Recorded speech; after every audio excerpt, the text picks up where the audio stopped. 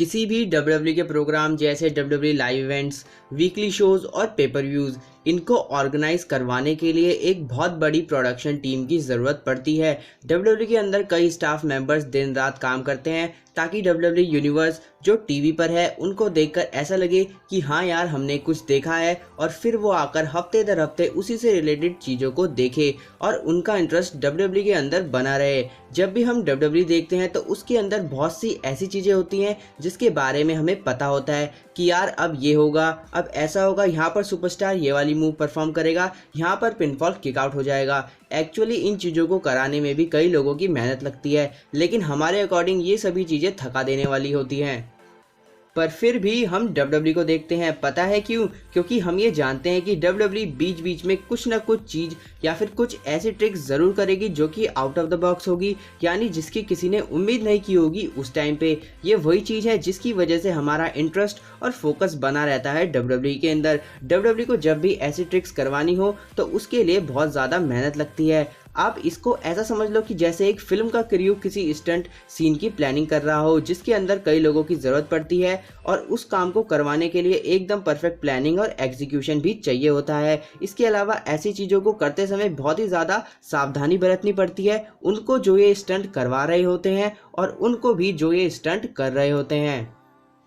इसके अलावा डब्ल्यूडब्ल्यू की टेक्निकल टीम भी होती है जो डब्ल्यूडब्ल्यू के प्रोग्राम्स में डब्ल्यूडब्ल्यू का stage setup, lighting, entrance music और केबल टीवी पर ब्रॉडकास्टिंग का ख्याल रखती है। टेक्निकल टीम के अलावा भी डब्ल्यूडब्ल्यू की और भी टीम्स होती हैं जिनका अपना एक अलग काम होता है। तो क्या आपने कभी ये जानने की कोशिश की है कि डब्ल्यूडब्ल्यू अपने ये प्रोग्राम्स कैसे ऑर्गेनाइज करती है? क्या चलता है डब्ल्यूडब्ल्यू में बिहाइंड द कैमरा, यानी ऑफ स्क्रीन डब्ल्यूडब्ल्यू को क्या क्या करना पड़ता है अपने शोज़ को बढ़िया दिखाने के लिए?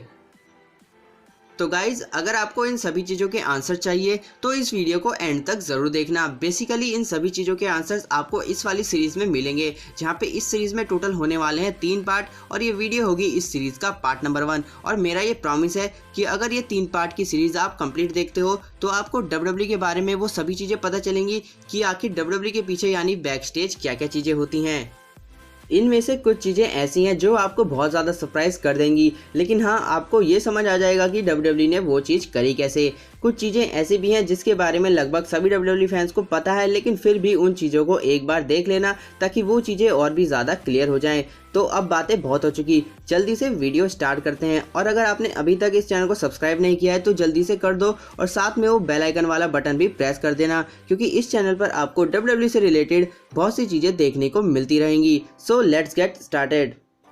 डब्ल्यूडब्ल्यू की जो टेप्ड प्रोग्रामिंग, मतलब वो शोज जो डब्ल्यूडब्ल्यू रिकॉर्ड करती है, उनको बहुत बार एडिट किया जाता है टीवी पर दिखाने से पहले। मुझे याद है जब मैंने 2010 के टाइम पे डब्ल्यूडब्ल्यू देखना स्टार्ट किया था, तब जो रॉ का एपिसोड होता था वो थर्सडे की इवनिंग को टीवी पर टेलीकास्ट होता था। उस समय स्मैकडाउन एपिसोड और पेपर व्यूज भी टीवी पर लाइव नहीं दिखाए जाते थे। आज के टाइम पे तो डब्ल्यूडब्ल्यू अपने हर शोज जैसे रॉ, स्मैकडाउन, एनएक्सटी और इवन पेपर व्यूज भी लाइव दिखाता है टीवी पर।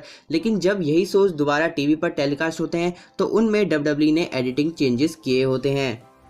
इन चेंजेस की बात करें तो इसमें इंक्लूड है डब्ल्यूडब्ल्यू सुपरस्टार्स के इंटरव्यूज के retakes, back stage segment retakes, superstars की एंट्रेंस का रीटेक। डब्ल्यूडब्ल्यू ये रीटेक्स तभी कराती है जब उनको ऐसा लगता है कि लाइव शो के दौरान उस सेगमेंट में कुछ गलती हो गई थी। और हाँ, रीटेक्स केवल बैक स्टेज सेगमेंट का ही होता है, वो भी तब जब कुछ सेगमेंट में कमी हो।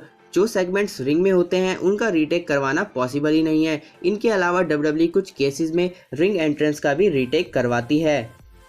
साथ ही साथ मैच के बीच में अगर कोई मूव ठीक से कनेक्ट नहीं होती या फिर मिस हो जाती है तो डब्ल्यूडब्ल्यू उस मैच के उस वाले हिस्से को ही काट देता है। इन सब के अलावा साउंड इफेक्ट्स ऐसी चीज़ है जो डब्ल्यूडब्ल्यू बहुत बार ऐड कर देती है अपने प्रोग्राम के अंदर।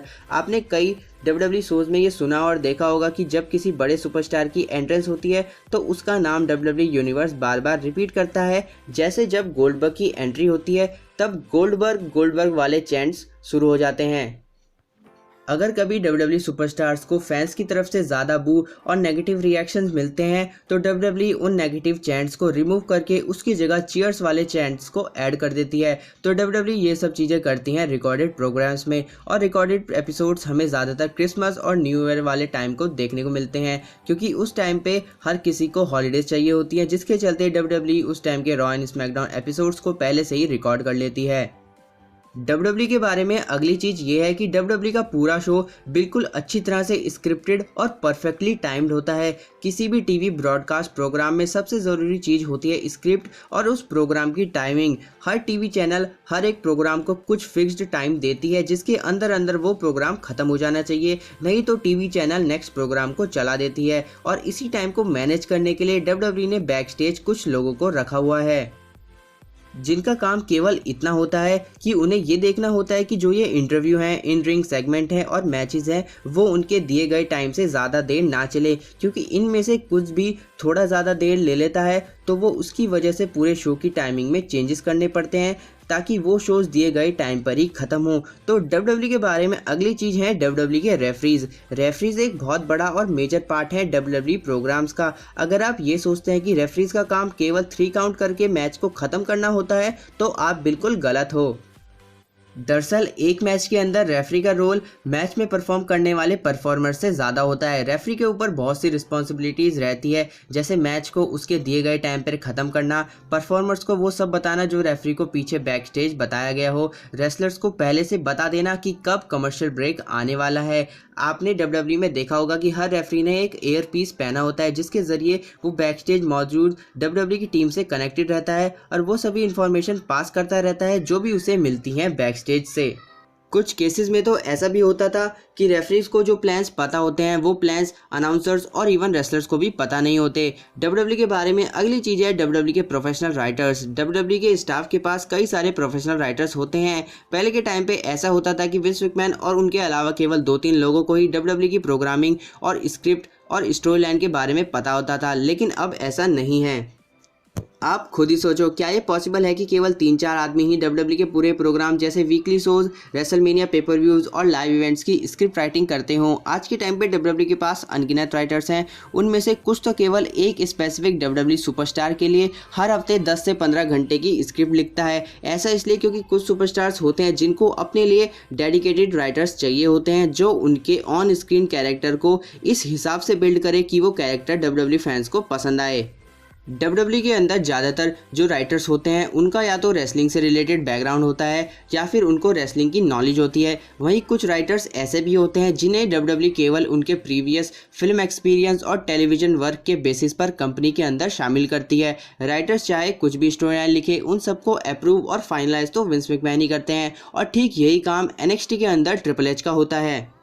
WWE की अगली चीज़ है WWE के अंदर ब्लेड का यूज़। अगर किसी मैच या फिर राइवलरी को ज़्यादा खतरनाक दिखाना होता है तब WWE ब्लेड का यूज़ करता है, जहाँ पे एक सुपरस्टार ब्लेड से अपनी बॉडी पर कट लगाता है ताकि ब्लड निकले और मैच थोड़ा खतरनाक टाइप का दिखे। ज़्यादातर ये कट सुपरस्टार अपने फोरहेड पर लगाते हैं। ये कट लगाने का प्रोसेस कभी कभार ठीक होता है, लेकिन कई बार सुपरस्टार को ब्लेड का यूज़ करना काफ़ी महंगा पड़ जाता है, जिसकी वजह से उन्हें सीरियस इंजरीज हो जाती हैं। आजकल WWE में PG एरा चल रहा है जिसके अंदर ब्लेड का यूज़ करना सख्त मना है। आपने खुद ये चीज़ नोटिस की होगी कि WWE जब हमें प्रीवियस मैचेस और वीडियोस दिखाती है, अगर उनमें किसी रेसलर को मैच के दौरान ब्लीडिंग होती है तो उस पिक्चर को WWE ब्लैक एंड वाइट दिखाता है। रेफरी के पास भी ग्लव्स होते हैं ताकि वो मैच को उसी समय रोक सके जब उन्हें किसी तरह का कट दिखाई दे और उस कट को क्लियर करने की कोशिश करें उस समय, अगर ऐसा पॉसिबल हो तो आज की वीडियो यहीं तक थी। इसकी आगे की चीज़ें आपको इस सीरीज़ के पार्ट नंबर 2 में जानने को मिलेगी। तो बस आज का कार्यक्रम यहीं तक था। अगर आपको ये वीडियो अच्छी लगी हो तो इस वीडियो को लाइक करो। इसके अलावा अपने सवालों को कमेंट बॉक्स में डालो और ऐसे ही WWE से रिलेटेड कंटेंट के लिए चैनल को सब्सक्राइब करो। तो मिलते हैं अगली वीडियो में, तब तक के लिए टाटा बाय बाय।